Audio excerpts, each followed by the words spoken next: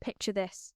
Your daughter's graduation ceremony, proud parents everywhere, and your husband choosing that exact moment to whisper, "I want a divorce." But here's the thing. When I calmly replied, "Perfect, I couldn't agree more," his confident smirk disappeared faster than you can imagine. He stuttered, "What do you mean you agree? That definitely wasn't part of his plan." "Hi, I'm Aurora, and I'm 42 years old. For the past 18 years, I've been what you'd call the perfect stay-at-home mum. I supported my husband's sales career, raised our daughter Emma, kept our house spotless, and made sure everyone else's dreams came true while mine got pushed further and further into the background. Over the years, I watched my husband climb the corporate ladder while treating me more like his personal assistant than his wife. Every family gathering, every work event, every conversation somehow became about his achievements while I stood quietly in the background. I became invisible in my own marriage. And the worst part was that I started believing I really didn't contribute anything valuable to our family. My husband made it clear that since he brought home the paycheck, his needs, his schedule, and his happiness mattered more than mine.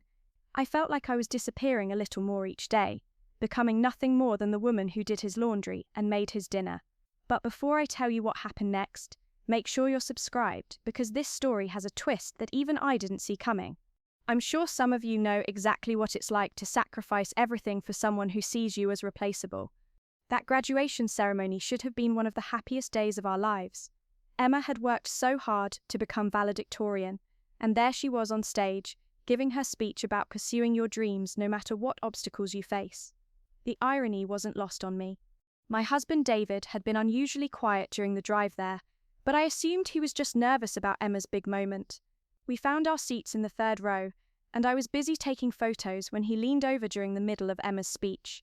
"I want a divorce," he whispered, not even bothering to wait for a pause in the ceremony. "I've been miserable for years. You've let yourself go, you don't contribute anything to this family, and honestly, I deserve so much better than this." The couple next to us glanced over, clearly uncomfortable with the tension radiating from our row.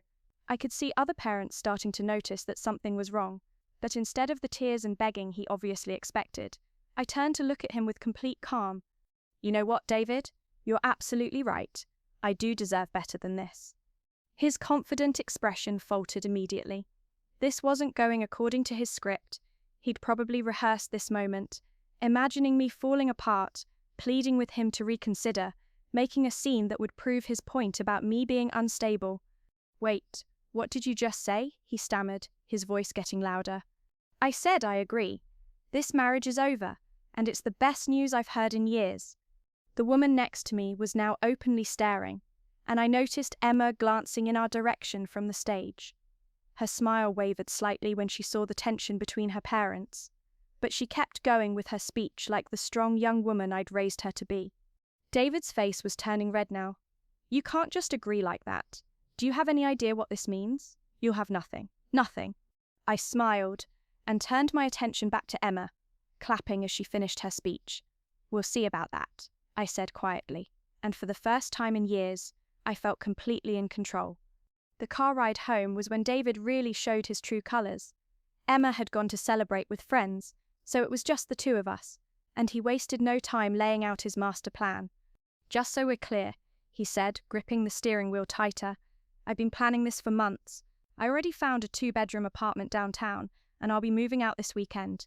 My lawyer says with your lack of income and contribution to the household, you'll be lucky to get anything." I pulled out my phone and opened my notes app, calmly typing as he spoke. "What are you doing?" he snapped. "Taking notes? Please continue." That seemed to throw him off, but his arrogance kicked back in quickly. "Fine. Here's how this is going to work. You're going to move back in with your parents, because let's face it, you can't afford to keep the house. I pay the mortgage, I pay for everything, and without me, you're basically homeless." I kept typing. The second betrayal came when we pulled into our driveway. "Oh, and Aurora, I've already talked to my family and most of our friends. I had to get ahead of this whole thing, you know? I told them you've been acting unstable lately, that you've been having some kind of breakdown. So when word gets out about the divorce, they'll understand why I had to leave." My fingers paused on the phone screen. "You told people I was unstable? Well, you have been. All those hours you spend on your computer, barely talking to anyone, living in your own little world. It's concerning. I saved my notes and looked at him. Anything else? The third betrayal was the cruelest. We were standing in our kitchen when he delivered his final blow. Emma's going to live with me, obviously. She's 18, she can choose, and when she hears about your mental health issues, she'll make the right choice. A girl needs stability, not a mother who can't even hold a conversation at dinner parties. That's when something shifted inside me.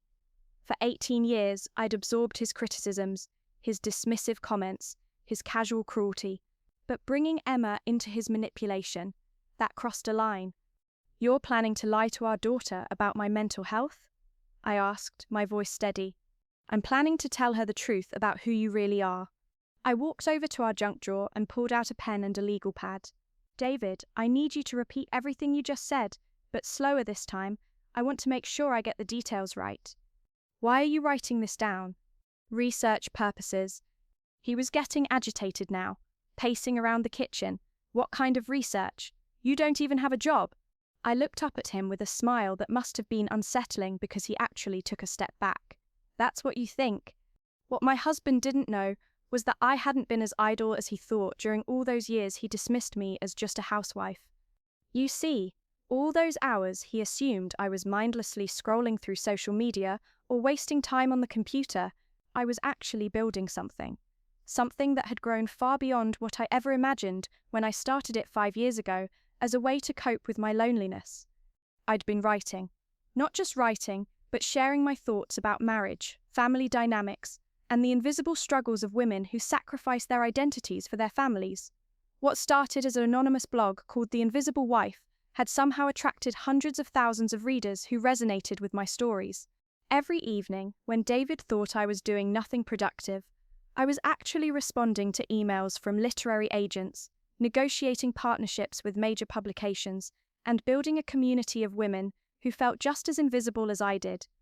There was a special folder on my computer labeled Household Expenses, but it didn't contain what David would expect. Inside were screenshots of my monthly earnings, tax documents, and correspondence with my accountant about my growing business. The beautiful irony was that David's constant criticism and dismissive behavior had given me endless material to write about. His arrogance had made him the unwitting inspiration for my most popular posts about narcissistic partners and emotional manipulation. As I watched him pace around our kitchen, so confident in his power over me, I felt something I hadn't experienced in years: complete calm. He thought he held all the cards, but he had no idea that the unstable housewife he was planning to discard had been quietly building her own empire. What he didn't know was about to change everything. The next morning, I called Sarah Mitchell, my literary agent. Sarah had been working with me for 2 years, helping me turn my anonymous blog into something much bigger. She was a sharp, no-nonsense woman in her 50s who had been through her own messy divorce and knew exactly what I was dealing with. "Aurora, honey," Sarah said when I explained the situation, "this is actually perfect timing. Remember those book publishers who've been trying to get you to reveal your identity? Well, now you have a reason to come forward." "I'm scared, Sarah. What if David tries to claim he's entitled to half of what I've earned?" "That's why we've been documenting everything. Your blog income, your writing contracts, all of it was earned under your maiden name through your separate business accounts. He can't touch what he doesn't know exists." Meanwhile, David was getting more arrogant by the day. He'd moved into his downtown apartment and was making increasingly ridiculous demands about how our divorce would proceed. "I want the good car," he announced during one of his visits to collect his things. "And obviously I'm taking the big TV and the leather couch. You won't need those in whatever tiny place you end up renting." Our friends and family were starting to choose sides. And just like he'd planned, most of them believed his version of events. His mother called me to check on my mental health, and several couple friends had already started excluding me from group plans. But I wasn't worried. Sarah had connected me with a divorce attorney who specialized in cases involving hidden assets and psychological manipulation. We were quietly gathering evidence while David continued to underestimate me. "Just keep letting him talk," Sarah advised during one of our calls. "Arrogant men always reveal more than they should when they think they're winning." Emma, thankfully, wasn't buying her father's narrative. She'd noticed how much happier and calmer I'd become since he moved out, and she was starting to ask questions about why everyone thought I was falling apart when I seemed more put together than ever. The trap was set. David just didn't know it yet. 3 weeks after David moved out, I invited both sets of parents over for what I called a family meeting to discuss the divorce arrangements. David strutted in like he owned the place, carrying a folder of documents and wearing his most confident smile. "I'm glad Aurora finally wants to have a mature conversation about this," he announced to the room. "I think once everyone understands the reality of our situation, we can move forward smoothly." My mother looked concerned, his parents looked sympathetic toward their son, and Emma sat quietly in the corner, watching everything unfold. "David's right," I said calmly. "It's time everyone understood the reality of our situation." He launched into his prepared speech about my instability, my lack of contribution to the household, and how generous he was being by agreeing to let me keep some of the wedding gifts. His parents nodded along, while my mother looked increasingly uncomfortable. "The bottom line is," David concluded, "Aurora has no income, no skills, and no way to support herself. I'm willing to pay minimal spousal support for a year while she gets back on her feet, but that's really more than fair given the circumstances." I waited until he finished, then reached for my laptop on the coffee table. "That's interesting, David, because I have some documents here that tell a very different story." His confident expression started to waver as I opened my screen toward the room. "This is my tax return from last year. As you can see, I earned $180,000 from my writing business. David, remind everyone what your salary was last year." The silence in the room was deafening. David's face went from confused to pale to bright red in about 10 seconds. "That's impossible. You don't have a job." "I'm the anonymous author behind the Invisible Wife blog. I have book deals, speaking contracts, and partnerships with major publications. For the past 3 years, I've actually been the primary breadwinner in this household." I turned the laptop toward his parents. "These are bank statements showing my separate business accounts. And David, remember all those conversations where you called me worthless and unstable? I recorded them."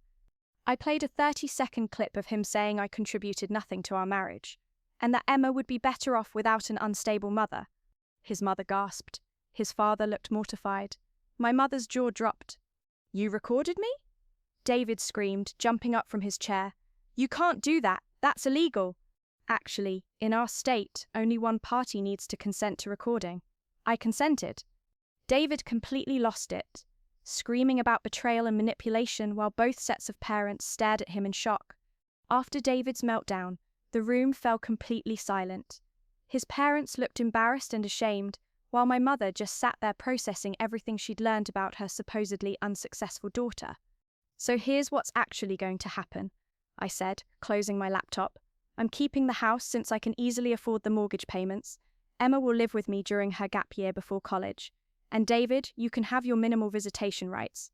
David was still sputtering about the recordings and trying to claim I'd manipulated everyone, but his own parents had heard enough. "David," his father said quietly, "I think you need to leave now." "Dad, you can't be serious. She tricked me." "No, son, you tricked yourself." Within 2 months, David had moved back in with his parents because his downtown apartment was too expensive on just his salary. Emma chose to stay with me, and our relationship grew stronger than it had ever been. The best part?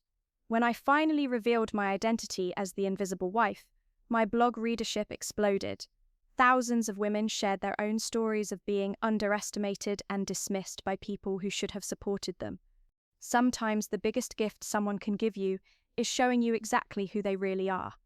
David thought he was destroying me, but he actually set me free. If this story showed you that the quiet ones are often the most dangerous when underestimated, hit that like button right now. Have you ever had someone completely dismiss your worth only to realize they made a huge mistake? Drop your story in the comments because I read every single one, and don't forget to subscribe for more tales about people who thought they held all the power until they discovered they absolutely didn't. Right now, you can see 2 more videos on your screen. Don't miss them. Both carry stories that will stay with you,